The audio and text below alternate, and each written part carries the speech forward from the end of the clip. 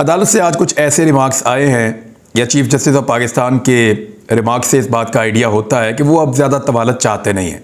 मेरी supreme court of Pakistan से गुजारिश है और बड़ी हम्बल गुजारिश है, आप हमें बुलाइए, हम आपको बता सकते हैं, एक एक फैक्ट बता सकते हैं, बंदों के नाम बता सकते हैं। एक ने तो ये भी कहा कि टांग के ऊपर टांग रख के ना दूसरे हाथ से टांग खींच के बीच में से दो कर देंगे, चीर देंगे। एक ने ये भी कहा था, एक ने ये भी कहा था कि देखो ना अहमद मीर को और अबसार आलम को गोलियां लगी तो नाम हमारा लग जाता है। इस किस्म का थ्रेट भी दिया गया था। आप हमें बुला लें, हम ये फैक्ट्स आपके सामने रख देते हैं। मुझे और भी कुछ दिखाया उन्होंने, वो मैं यहाँ बोलना नहीं चाहता, बाकी लोग भी वीडियो सुनते हैं, मेरी फैमिली के लोग भी हैं। अस्सलाम वालेकुम नाज़रीन, आज सुप्रीम कोर्ट में जबरी गुमशुदगियां और इमरान रियाज खान को गैर कानूनी तौर पर अगवा करने पर बात हुई, जिस पर जस्टिस काजी फाइज ईसा ने भी रिमार्क्स दिए। इमरान रियाज खान ने पाकिस्तान की आला अदलिया के लिए एक बयान जारी किया जिसमें उन्होंने बड़ा दबंग मौकफ अपनाया। आइए पहले उनकी गुफ्तगू सुनते हैं, जिस पर बात करते हैं। मेरी सुप्रीम कोर्ट ऑफ पाकिस्तान से गुजारिश है, इंक्वायरी करना चाहते हैं मुझे बुला लें, अरशद शरीफ के दोस्तों को बुला लें, जो लोग रोजाना उनके साथ राब्ते में रहते थे, चाहे वो पॉलिटिशियन है चाहे वो जर्नलिस्ट हैं, उनको बुला लें। हम आपको बताते हैं कि हमें कौन थ्रेट कर रहा था, हम आपको बताते हैं कि हमें किसने बुलाकर धमकियां दी। मैं मौजूद हूं ना, मुझे बुला के पूछ लें, मैं आपको बता देता हूं। आप साबिर शाकिर से पूछ लें, उनको किसने कहा कि हम तुम्हें जहाज में से उठवा लेंगे, और कौन उनको दबाव डालता रहा कि पाकिस्तान वापस आओ वरना तुम्हें हम जहाज में से उठा लेंगे। ये बात उन्होंने सेनेट की जो कमेटी है उसके अंदर भी की है। सेनेट की जो कमेटी है उसके अंदर उन्होंने साबिर शाकिर साहब ने ये बात की है। अरशद शरीफ साहब ने अपने वो सारे थ्रेट्स जो उनको थे वो सारे के सारे उन्होंने सेनेट की कमेटी है इतलात की, वहां पे जो चेयरमैन है वो नियाजी साहब हैं और दीगर लोग भी मौजूद थे तमाम पॉलिटिकल पार्टीज के वहां पे, और कुछ ब्यूरोक्रेसी भी मौजूद थी। वो रिकॉर्ड के ऊपर है, मैंने भी वहां पे 2 मरतबा बात की है। वहां पे अरशद शरीफ साहब ने 2 मरतबा बात की है, अंग्रेजी में बात की है, प्रॉपर सबूतों के साथ बात की है, बाकायदा बताया कि उनको किससे थ्रेट है और किस लेवल के थ्रेट है। फिर उसके बाद साबिर शाकिर साहब ने रोते हुए बात की है और उन्होंने बताया कि उनको किस लेवल के थ्रेट है और किस किस्म की धमकियां दी गई हैं। तो ये सारा कुछ रिकॉर्ड के ऊपर मौजूद है, आप वो फुटेज निकालें, उस फुटेज को देखें, आपको पता चल जाएगा। अगर फिर भी नहीं आप चाहते हैं कि इसके ऊपर फैक्ट्स के ऊपर बात हो और फैक्ट्स के कोई दूर ना हटे, तो ये तो सबसे अच्छी बात है।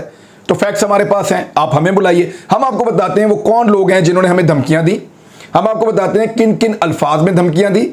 एक ने तो ये भी कहा कि टांग के ऊपर टांग रख के ना दूसरे हाथ से टांग खींच के बीच में से 2 कर देंगे, चीर देंगे। एक ने ये भी कहा था, एक ने ये भी कहा था कि देखो ना अहमद मीर को और अबसार आलम को गोलियां लगी तो नाम हमारा लग जाता है। इस किस्म का थ्रेट भी दिया गया था, हम बंदा मरवा भी सकते हैं, इस किस्म का थ्रेट भी दिया गया था, और तुम्हें फैंटी भी लग सकती है, इस किस्म का थ्रेट भी दिया गया था। डिफरेंट थ्रेट्स दिए जा रहे थे। बल्कि एक साहब का जब इस्लामाबाद में पोस्टिंग हुआ तो मुझे यह बताया गया, एक साहब ने फोन करके बताया कि बहुत रफ ऑफिसर आ गए, बच जाओ। मुझे इस्लामाबाद में जो सीनियर तरीन सहाफ़ी हैं उन्होंने कहा कि बाकायदा हमें कहा गया कि सीधे हो जाओ सारे, नहीं तो SHO आप समझ लें कि आ गया है, अब वो आपको नहीं छोड़ेगा। और उसके बाद हालात बहुत ख़राब हो गए थे। तो ये जो है वो हालात अब आपके सामने हैं और ये चीज़ें हम आपको बता सकते हैं, हम आपको बता सकते हैं, एक एक फैक्ट बता सकते हैं, बंदों के नाम बता सकते हैं कि किस बंदे ने कौन सी वाली धमकी किस वक्त हमें और किस अंदाज में दी थी और किस जगह पे बिठा कर दी थी। ये सारा कुछ हम आपको बता सकते हैं, आप हमें बुला लें, हम ये फैक्ट्स आपके सामने रख देते हैं।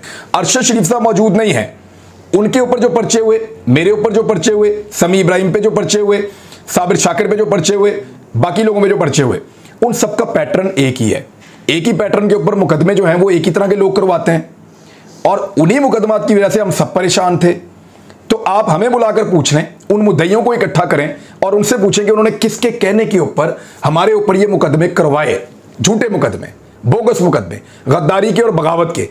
एक आदमी आया मेरे पास अरशद शरीफ साहब के घर पे, उसने आगे मुझे ऐसे मोबाइल दिखाया यूं, और उसने कहा ये देखो ये तुम्हारा घर है ना, ये है ना तुम्हारा घर। मैंने कहा जी ये मेरा घर है।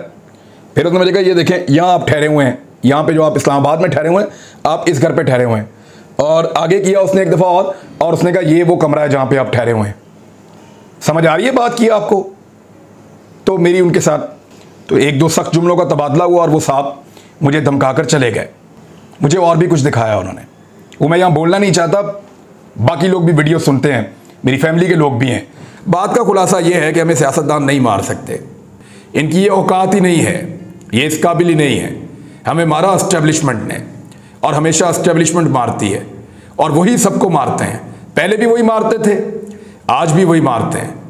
और एस्टेब्लिशमेंट जो है वो हमें एक लट्टू की तरह घुमाए इस मुल्क के अंदर। यानी मैंने ये भी देखा कि ये जो FIR होती है ना गद्दारी की और बगावत की, ये बगावत की और गद्दारी की FIRs का कॉपीराइट कभी भी सियासतदानों के पास नहीं रहा। ये चरसी, भंगी और जराइम पेशा लोगों से करवाई जाती है, और इसके पीछे वो ताकतवर एस्टेब्लिशमेंट होती है जिसके पास इन FIRs का कॉपीराइट है। क्योंकि अरशद शरीफ भाई ने, उनके लिए पाकिस्तान की ज़मीन तंग की गई, और उसके बाद उस खौफ की वजह से, उन हालात की वजह से जो उनके लिए पैदा किए गए, जाली मुकदमात की सूरत में, उनको ट्रैप करने की सूरत में, उनके पीछे पीछे आने की सूरत में, धमकियां मिलने की सूरत में, खौफजदा करने की हर कोशिश की सूरत में उनको पाकिस्तान छोड़ना पड़ा। फिर उन्हें एक और मुल्क छोड़ने पर भी मजबूर किया गया, और फिर उनको दोबारा वीज़ा नहीं मिल रहा था, जिसके बाद वो शहीद हो गए। लेकिन मैं ये बात जानता हूँ कि हमें धमकाने वाले कुछ चंद लोग थे जो लगातार ये धमकियाँ दे रहे थे, लेकिन सिलसिला चलता रहे, चाहे रुक जाए, हम नहीं रुकने वाले। हम सच बोलते रहेंगे। अरशद शरीफ सच बोलता रहा, सच बोलते बोलते चला गया। हम सच बोलते रहेंगे, जब तक जिंदगी लिखी है तब तक जीते रहेंगे। नाज़रीन, जैसा कि पहले भी बात होती रही है कि पाकिस्तान की अवाम को और सहाफ़ियों को अल्लाह के बाद पाकिस्तान की आला अदलिया से उम्मीद और भरोसा है। लिहाजा पाकिस्तान की अदलिया को भी चाहिए कि वो पाकिस्तानी अवाम के भरोसे को ना टूटने दे और पाकिस्तान की अवाम के बुनियादी हकूक के तहफ़्फ़ुज़ को यकीनी बनाए। बहुत से ऐसे सहाफ़ी और यूट्यूबर्स हैं जिनको ज़बरदस्ती अगवा कर लिया गया और जुल्म तशद्दुद का निशाना बनाया गया, उनकी फैमिलीज को ब्लैकमेल किया गया, लेकिन उनके लिए किसी ने भी आवाज़ नहीं उठाई। जिस तरह से इमरान रियाज खान को गैर कानूनी तौर पर 4-5 महीने तक अगवा करके रखा गया, अब उनको फैमिली की तरफ से काफ़ी दबाव है कि अब खुलकर बात नहीं करनी। इसीलिए हो सकता है कि उन्होंने किसी प्रेशर की वजह से अपने जबरी अगवा के खिलाफ केस ना किया हो। इसीलिए पाकिस्तानी अवाम की चीफ जस्टिस ऑफ पाकिस्तान से अपील है कि वो आज खुद नोटिस लें और जिन जिन सहाफ़ियों के साथ इस तरह का मामला पेश आया है, जिनके साथ जुल्म ज़्यादती और तशद्दुद किया गया है, उनको बुलाकर उनके बयानात रिकॉर्ड करवाए जाएं और इनके खिलाफ जो लोग भी हैं उनके खिलाफ सख्त से सख्त एक्शन लिया जाए ताकि इंसाफ को यकीनी बनाया जा सके, ताकि इस मुल्क के सहाफ़ी हक और सच की राह पर चलते रहें और मुल्क कौम के लिए मशाल राह बने। नाज़रीन, आपके इस बारे में क्या राय है, कमेंट में जरूर बताइएगा। अगली वीडियो में मिलते हैं, तब तक के लिए अल्लाह हाफिज़।